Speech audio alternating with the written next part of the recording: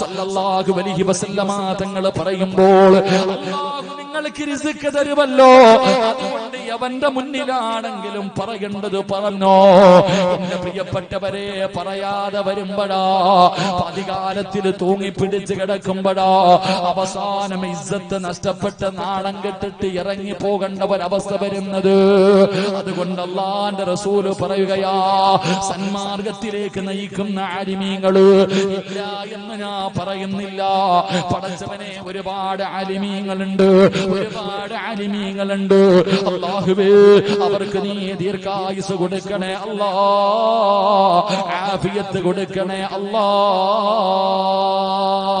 എന്റെ പ്രിയപ്പെട്ടവരെ, ചില ഉസ്താദന്മാർക്ക് ഉള്ളത് പറയാൻ പേടിയാ, പറഞ്ഞാ പെട്ടി എടുത്തോണ്ട് പോകേണ്ടവരും. അതന്നെ വെള്ളിയാഴ്ച പള്ളി കയറിയിട്ട് പടച്ചവനെ, പള്ളിയിലൊക്കെ സെക്രട്ടറി കമ്മിറ്റിക്കാരൊക്കെ എന്തൊക്കെ കാണിച്ചാലും, പണക്കാരന്മാർ എന്തെങ്കിലും കാണിച്ചാൽ